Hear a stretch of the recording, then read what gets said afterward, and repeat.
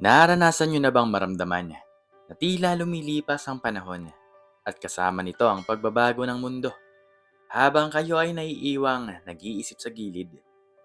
Nakita niyo na ba ang mga mahal sa buhay na umaangat, ngunit kasama ng pag-angat na yon ay tila may kasamang paglimot? O kaya naman, nasaksihan niyo na ba ang isang pagkakataon kung saan ang kapangyarihan ay nabulag sa katotohanan at ang yabang ay naging sanhi ng malaking pagbagsak? Bago natin simulan ang istorya mga kawanatels, baka po pwedeng makalambing ng isang like and subscribe para palagi po kayong updated sa mga bago kong storya. Sa maliit na barong-barong, sa gitna ng syudad, na tila hindi na natutulog. Doon nakatira si Mang Tasyo. Ang kanyang mga kamay na halos kinulubot na ng panahon at pagod ay saksi sa mahabang taon ng pagkayod bilang isang janitor. Araw-araw bago pa man sumikat ang araw, bitbit niya ang kanyang walis at dustpan, kasama ang pag-asa sa kanyang puso para sa kanyang nag-iisang anak na si Gabriel. Hindi man nakapag-aral ng gusto si Mang Tasyo, alam niya ang halaga ng edukasyon at iyon ang tangi niyang kayamanan na nais niyang ipamana kay Gabriel. Tay, huwag po kayong mag-alala, sabi ni Gabriel isang gabi habang naghahaponan sila ng simpleng sardinas at kanin. Nakita niya ang pagod sa mukha ng kanyang ama. Pag nagtapos po ako naman po ang magtatrabaho. Magpapahinga na lang po kayo. Ngumiti si Mang Tasyo, isang ngiting puno ng pagmamahal at ang pag-asa. Iyan ang gusto kong marinig, anak. Basta mag-aral kang mabuti. Huwag mong sasayangin ang bawat sentimong pinagpapawisan ko. Opo, tay, pangako. At tinupad nga ni Gabriel ang kanyang pangako. Bitbit ang kanyang lumang backpack at determinasyong hindi matitinag. Sinuong niya ang bawat araw sa paaralan.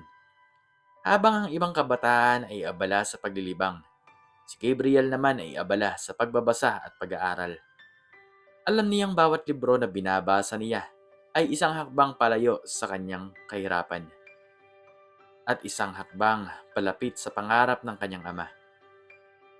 Maraming gabing wala si Mang Tasyo sa bahay dahil sa overtime, ngunit hindi niya kailanman naramdaman na nag-iisa siya. Ang pag-iibig ng kanyang tatay ay tila isang apoy na nagbibigay sa kanya ng liwanag sa dilim. Tay, honor student po ako. Masiglang balita ni Gabriel pag-uwi niya mula sa eskwela sa isang mainit na biyernes ng hapon. Agad na niyakap ni Mang Tasyo ang kanyang anak. Ang kanyang mga mata ay nanlalabo sa luha ng pagmamalaki. Ang galing-galing mo talaga, anak ko. Yan ang bunga ng sipag mo. Sige, ililibre kita ng paborito mong fishball. Mamaya sa kanto. Sa bawat markang nakukuha ni Gabriel, tila lumalakas ang loob ni Mang Tasyo na ipagpatuloy ang kanyang pagkayod. Hindi siya nagrereklamo sa pagod, sa bawat sakit ng katawan, basta't nakikita niya ang kinang sa mga mata ng kanyang anak. Ang araw ng graduation ni Gabriel ay isa sa pinakamasayang araw sa buhay ni Mang Tasyo. Nakasuot ng lumang barong na hiniram niya sa kanyang kumpare. Nakaupo si Mang Tasyo sa likuran ng bulwagan. Ipigilan ng luha habang tinatawag ng pangalan ni Gabriel upang tumanggap ng kanyang diploma. Salamat po, tay. Bulong ni Gabriel nang yakapin niya ang kanyang ama pagkatapos ng seremonya. Salamat po sa lahat ng sakripisyo niyo po para sa akin. Wala yun, anak. Mahal na mahal kita. Hindi nagtagal nakahanap ng trabaho si Gabriel. Sa simula, maliit lamang ang sahod. Ngunit hindi niya ininda. Ang mahalaga ay nagsisimula na siyang mangarap para sa kanila. Sa loob lamang ng ilang taon, dahil sa kanyang sipag, talino, at walang humpay na dedikasyon, mabilis na umangat si Gabriel sa kanyang kumpanya. Mula sa isang entry-level position, naging manager siya. Pagkatapos ay direktor. At sa hindi inaasahang pagbilis, siya ay naging isang CEO. Ang pangalan ni Gabriel, Gab, ay kinilala na ngayon sa mundo ng negosyo. Ang maliit na barong-barong ay napalitan ng isang malaking bahay. Hindi na kailangan pa ni Mang Tasyo na magtrabaho. May sarili na siyang katulong at driver. Ngunit sa kabila ng lahat ng ginhawa, may pait sa puso si Mang Tasyo, ang kanyang anak na dati ay palaging nasa tabi niya, ay bihira na lamang niyang makita. Ang bawat pagtawag sa telepono ay madalas maikli lamang at ang pag-uwi ni Gabriel ay nagiging mas madalang. Kumusta na po kayo, Tay? Bati ni Gabriel sa kabilang linya, tila nagmamadali. Pasensya na po kayo, medyo busy lang po talaga ako ngayon. Marami po kasing meetings. Baka next month pa po ako makauwi. Ayos lang anak, maintindihan ko naman. Basta mag-iingat ka dyan. Sagot ni Mang Tasyo. Kahit may kaunting kirot sa kanyang dibdib, namimiss niya ang mga kwento ni Gab, ang tawanan nila, ang simpleng kainan na magkasama. Habang tumatagal ang panahon, mas lalong lumalawak ang imperyo ni Gab. Ang kanyang kumpanya ay naging isa sa pinakamalaki sa bansa at ang kanyang pangalan ay naging kasing kahulugan ng tagumpay. Ngunit sa likod ng lahat ng karangyaan, nagkaroon na ng pagkalimot si Mang Tasyo. Ang kanyang isip na dati ay matalas, ay tila unti-unting lumalabo. Minsan, nakaupo sa sala, nakangiti habang nakatingin sa kawalan, kinakausap ang mga alaala.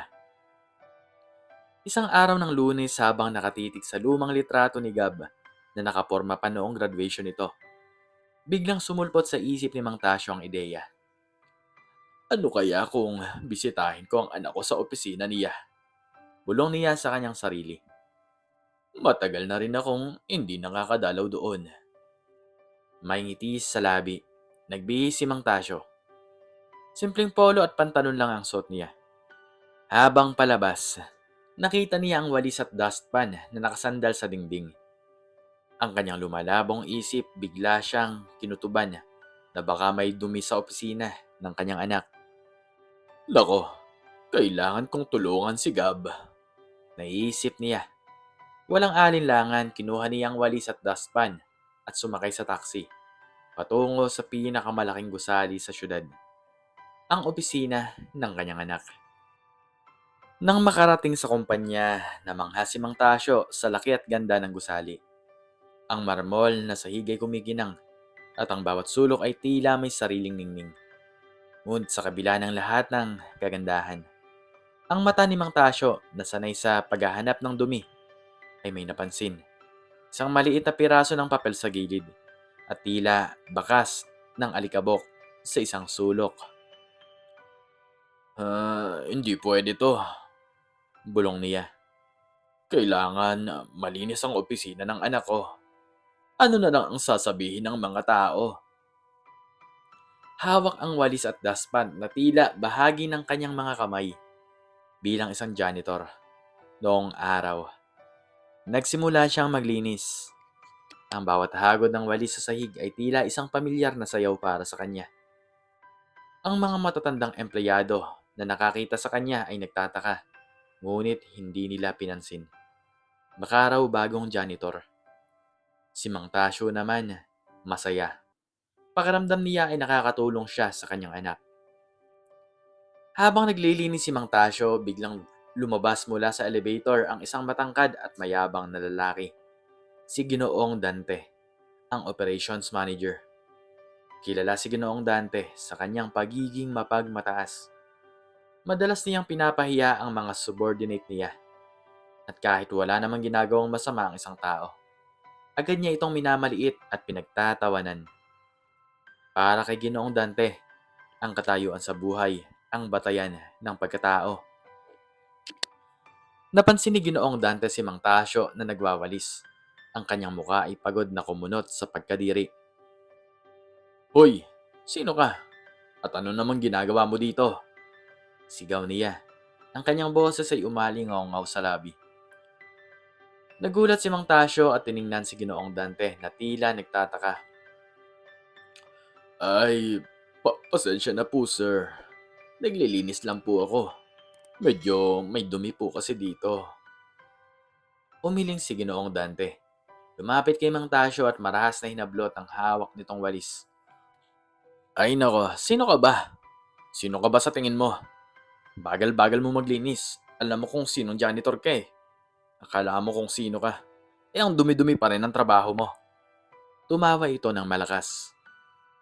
At anong suot mo? Mukha kang pulubi. Di ba sinabi sa'yo ng management na may uniform tayo rito? Pasensya na po sir. Ulit ni Mang Tasyo. Ang kanyang boses ay mahina at nanginginig. Nalilito. Hindi niya maintindihan kung bakit galit ang lalaki. Pasensya? Di ka lang pala mangmang. Bingi ka pa. Di nga kita kilala. Sino ka ba? At saang ahensya ka nanggaling? Hindi kita pwedeng hayaang maglinis dito. Ang kumpanya ng CEO ay dapat presentable. Hindi ginagawang basura ng sino-sinong matanda. Patuloy ni Ginoong Dante. Habang ang ilang empleyado ay napatigil sa kanilang mga lakad. Napapatingin sa eksena. Ngunit walang sino man ang nangahas na umimik dahil sa takot kay Ginoong Dante. Pero anak ko po ang may-ari nit. Hindi natapos si Mang Tasyo sa kanyang sasabihin. Anak mo? Nako, ang kapal naman ng mukha mo. Anak mo ang CEO? Tingnan mo nga ang sarili mo. Sa itsura mong yan, tingin mo papansinin ka ng CEO? Mas lalong lumakas ang tawa ni Ginoong Dante. Manong, umuwi ka na at bumalik ka na sa pagiging pulubi sa kalye. Baka doon ka pa may pakinabang. Hindi ka nababagay dito. Hindi na umimik si Mang Tasyo, ang kanyang mga mata ay nanlabo at ang kanyang mga kamay ay nanginginig. Ang kanyang puso ay tila dinudurog sa sakit ng mga salitang narinig niya. Ni hindi niya napigilan ng isang patak ng luha na dumaloy sa kanyang pisngi. Ang ganda ng araw na sinimulan niya ay biglang naglaho. Naramdaman niya ang matinding kahihiyan, ang pagkalito, ang panliliit. Pinulot niya ang walis at dustpan, handa nang umalis, nang biglang bumukas ang pintuan ng elevator. Lumabas ang CEO si Gabriel na may kasamang dalawang miyembro ng board. Matikas ang kanyang tindig, seryoso ang muka, at ang kanyang mga mata ay naghahanap ng sagot sa ingay. Sa kanyang paglabas, agad niyang napansin ang nagkakagulong sitwasyon. Si Ginoong Dante na galit na nakatayo at ang isang matandang lalaki na nakayuko, bitbit ang walis at dustpan. Sir Gabriel, bahati ni Ginoong Dante. Agad na nag-iba ang kanyang tono.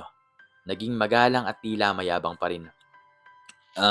Buti na lang po at dumating kayo. May problema po dito. Ang bagal-bagal pong magwalis ng janitor na to. Hindi nga po namin alam kung saang ahensya to nanggaling. Wala namang kakayahang magtrabaho. Napatingin si Gab sa matandang lalaki at doon unti-unting lumawak ang kanyang mga mata. Kinilala niya ang matandang lalaking nakayuko, ang makulubot sa muka, ang mapupulang mata, ang nanginginig na balikat. Lahat ay pamilyar. Ito ay ang kanyang ama. Tatay? Halos pabulong na tanong ni Gab na may halong pagkabigla at pag-aalala. Parang kinuryente si Ginoong Dante. Nanlamig ang kanyang buong katawan. Ang kanyang mukha ay namutla at ang lahat ng kanyang pagyayabang ay tila nawala sa isang iglap. Ang mga empleyado sa lavi ay sabay-sabay na nagulat. Ano? Tatay? Bulong ng ilan. Ginoong Mateo. Nagsimulang magsalita si Gab. Ang kanyang boses ay kalmado ngunit may pahiwatig ng galit. Lumapit siya kay Mang Tasyo at agad na isinakay ang ama. Ano ang sinasabi mo? Bakit mo pinapahiya ang taong ito? Sir, ako po. Hindi ko po alam. Putol-putol na sagot ni Dante. Nanginginig ang boses. Akala ko po, akala ko po ay isa lang siyang Janet. Akala mo? Hindi mo alam?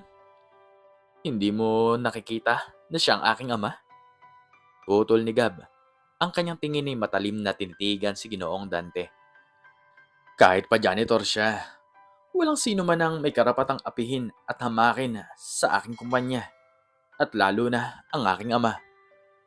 Naramdaman ni Ginoong Dante na parang bumagsak ang langit sa kanya. Ang kanyang mundo ay tila gumuho.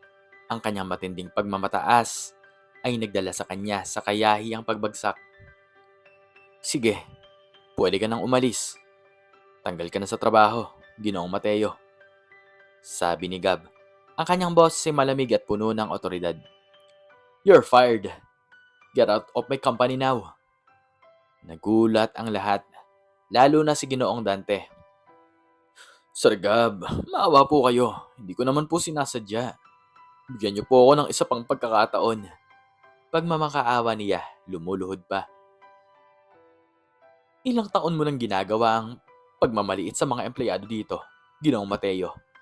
Ilang tao na ba ang biniktima mo ng iyong pagmamayabang at pagiging mapagmataas? Akala mo ba hindi ko alam? Hindi ko lang pinapansin.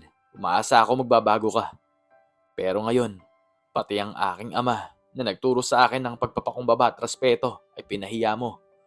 Wala kang puwang sa kumpanya ko. Matigas na sabi ni Gab. Nang marinig ang utos ni Gab, pumalakpak ang mga empleyado sa lobby. Ayan nga, buti nga sa'yo. Matagal na naming hinihintay yan. Sigaw ng isa. Salamat Sir Gab. Hindi na namin titiisin ang yabang niya. Sabi naman ng isa pa. Ang lahat ay tila nabunutan ng tinik. Umiling si Ginoong Dante, punong-puno ng paghihinayang at kahihiyan. Hindi niya inakala na ang kanyang pagmamataas ay magdadala sa kanya sa ganitong kalagayan. Mula sa pagiging isang respetadong manager, biglang nawalan ng trabaho si Ginoong Dante. Ang balita tungkol sa insidente ay mabilis na kumalat.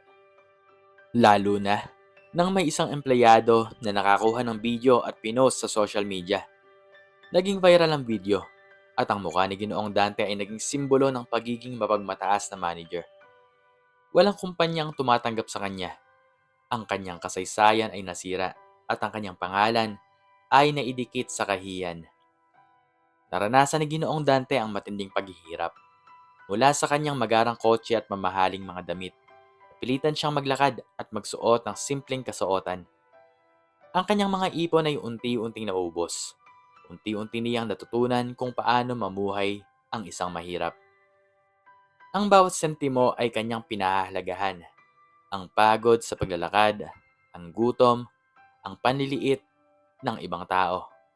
Lahat ng ito ay naging aral para sa kanya.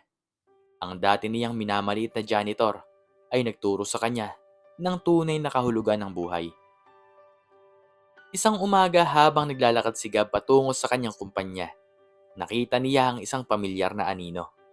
Isang lalaki, nakasuot ng simpleng t-shirt at short, naglalako ng pandesal sa gilid ng kalsada. Nang lumapit siya, nakilala niya si Ginoong Dante. Ang dating mayabang na manager ay ngayon ay isang simpleng naglalako ng tinapay. Ang kanyang mukha ay payat at ang kanyang mga mata ay tila nagbago, naging mas mapagkumbaba at malungkot. Hinarap ni Gab si Ginoong Dante.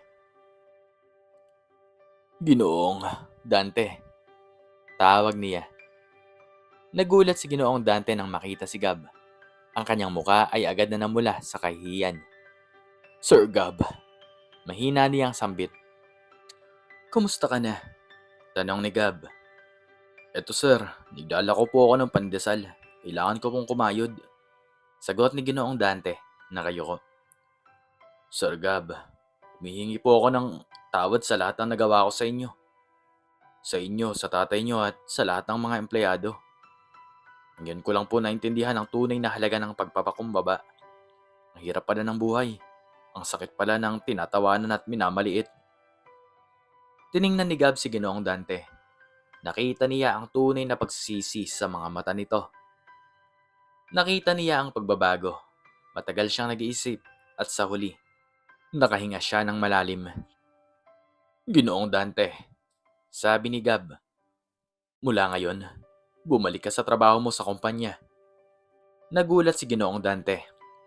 Sir, totoo po ba yan? Oo, pero hindi ka na manager. Magsisimula ka ulit sa ibaba. At may isang kondisyon. Dagdag ni Gab. Ang bawat na araw na papasok ka sa kumpanya, Kailangan mong tandaan ang aral na natutunan mo. Tratuhin mo ang lahat ng tao ng may respeto at dignidad. Ang pagpapakumbaba ang tunay na yaman, hindi ang posisyon o pera. Niyakap ni Ginoong Dante si Gab at sa ikalawang pagkakataon lumuha siya. Ngunit sa pagkakataong ito, luha ng pasasalamat at pag-asa. Maraming salamat po, Sir Gab. Hindi ko po sasayangin ang pagkakataong yun.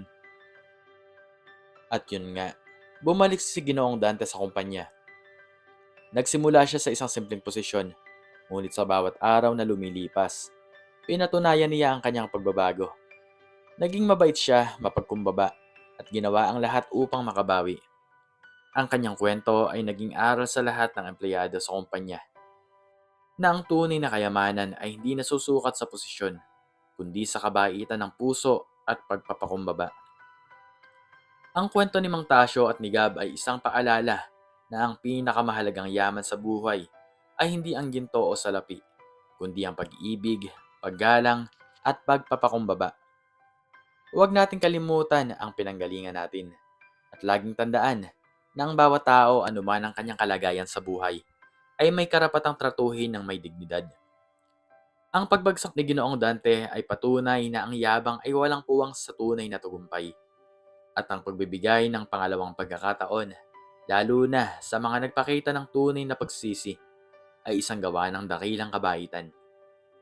Sa huli, ang pinakamakapangyarihang pag-ibig ay ang pag-ibig ng isang magulang na handang lumaban para sa kanyang anak. At ang pag-ibig ng isang anak na hindi nalilimot ang pinagmulan at ang mga aral na itinuro ng kanyang ama. Ikaw, anong natutunan mo sa istoryang ito? Baka po pwedeng makicomment sa baba kung ano man po ang inyong natutunan. At hanggang dito na lamang po nagtatapos ang aking istorya. Sana po ay nagustuhan nyo to. Please like, share, and subscribe. And click the notification bell para palagi po kayong updated sa mga bago ko pa pong istorya. Muli ay maraming salamat po sa inyong lahat mga kawanatals. At God bless us all.